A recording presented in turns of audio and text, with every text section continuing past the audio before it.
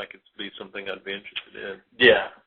So we'll definitely, and I think the director has said that he'll be on the podcast. So that's cool. That'll be a good guest to come up. And then also this movie called Beware, which is kind of a little bit of a slasher movie, kind of Jason, Friday the 13th kind of movie, and it's also very, very good. And but one of the biggest highlights for me is the movie. The movie that we're probably going to be talking about, and that's the movie Rage.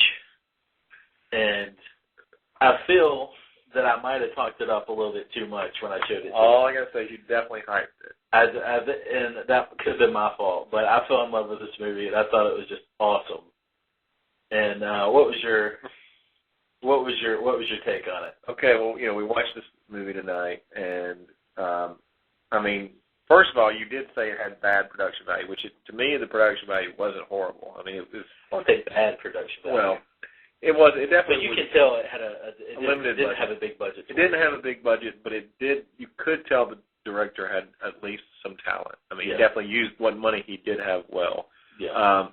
Now I'm going to go ahead and say right off the bat, I hated the character.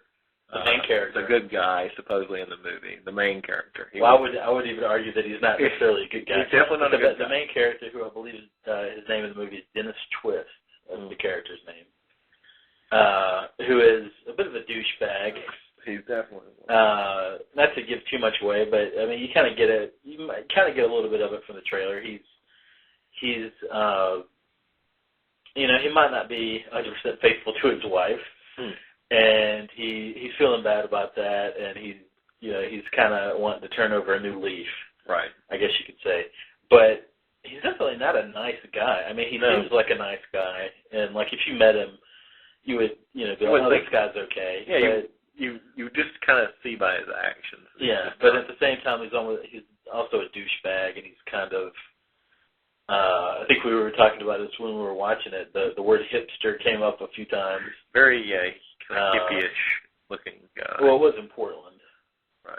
So I guess my main problem is the guy was just so sissy-ish. You didn't really care about his safety. You were not that you were rooting for the bad guy, but at the same time you were like you didn't really care. Yeah, I could care less. Whatever bad happened to him, I just didn't really care. How much you want to inflict pain on him, go ahead.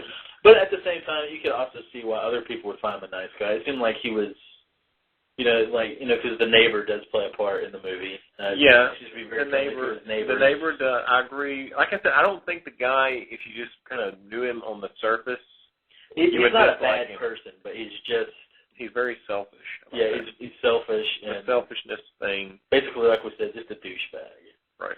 But his wife seems like she's just the nicest person. Like he basically doesn't deserve his wife. He does not deserve his wife. But their marriage, I would say, on the surface, appears to be very happy. Right, on the surface.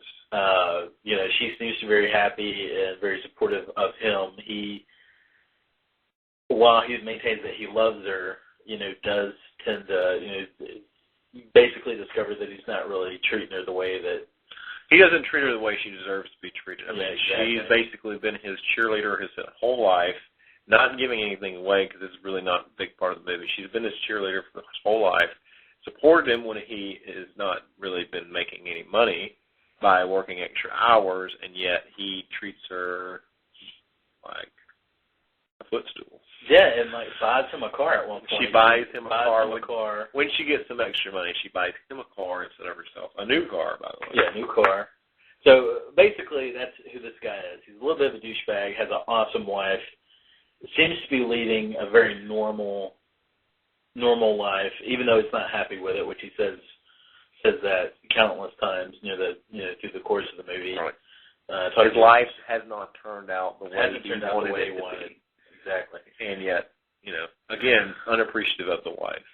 But through the course of the movie, he kind of makes a bit of an enemy in this biker. Yeah. Who I really like the biker. And I'll tell you why. There's something that we've all seen the mask thing done before. Of course, everybody, you think of a mask killer, you think of Jason or Michael Myers. But that's always, to me, seemed a little far-fetched. I mean, not necessarily real. You know, like when you see those movies, yeah, you might be kind of scared by it, but at the same time, it's not reality. I see where you're going with this, and I agree with that. This movie brings to mind more of something like The Strangers. Yeah, The Strangers, but even that, I mean, that's definitely a little bit more realistic.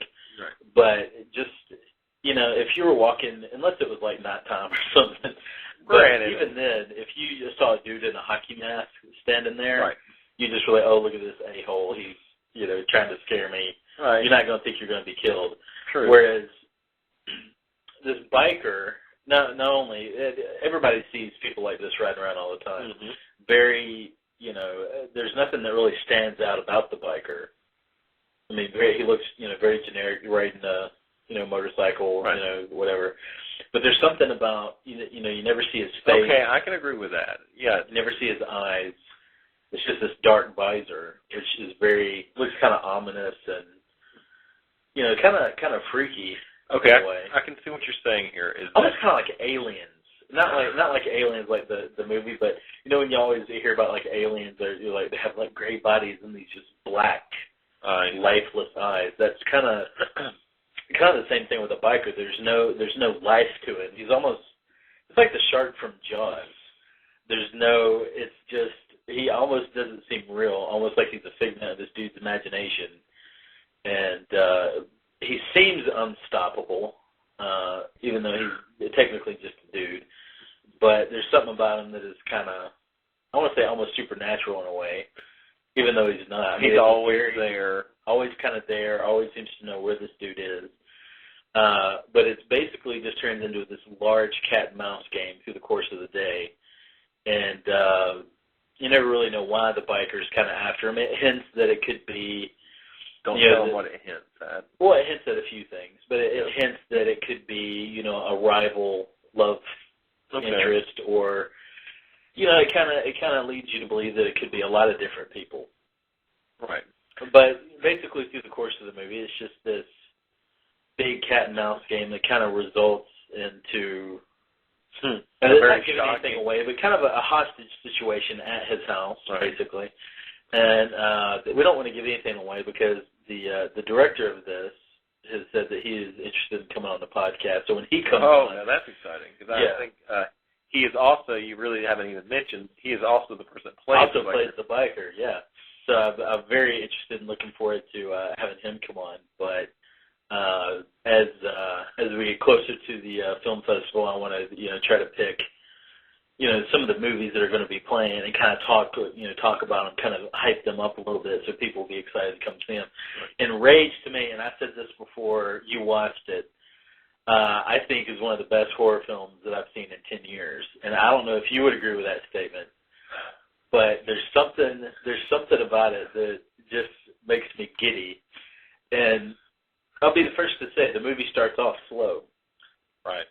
Slow, and I would say, I don't want to say amateurish because you can tell that the director knows what he's doing. Right. But when you start to watch the movie, some of the acting is a little bit, you're like, oh God, it's going to be one of those like where, you know, it doesn't seem real. It seems like you're watching some actors that, you know, don't necessarily have a whole lot of experience, and they're kind of still aware that they are acting. Right. But I think through the course of the movie, that disappears.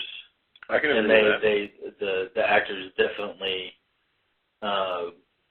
get into their roles. And also shine in their roles. Right. But also, it becomes very apparent that they start to lose that, you know, they become their characters and they kind of lose themselves in the moments that happen in the movie. So it's not like you're watching two actors anymore. You're watching these two people that have just kind of fallen into this horrible, nasty situation. And, you know, they had to, you know, kind of fight their way out of it. But I'll also say this, that one thing that I also really like the movie is that even though it's violent, a lot of the violence is implied, right, and you don't actually see it. I mean, there is some gore, but you're right. I mean, some of the scenes that are violent, you don't actually see it. Well, there's a scene, and this is not giving anything away. There's a scene where, because I believe this is also in the trailer, where the biker kills a few people with a chainsaw. Now, when you think about that, you think, oh, that's got to be just a horrible mess of a scene, just blood and guts everywhere. Well, there is blood, but I don't know if you noticed this. I definitely did, that every time he goes to kill somebody with that chainsaw, you don't actually see it. The camera kind of moves away, and you just hear it. Mm-hmm. And there's a lot of that in the movie. There's a lot of moments where, they're in danger,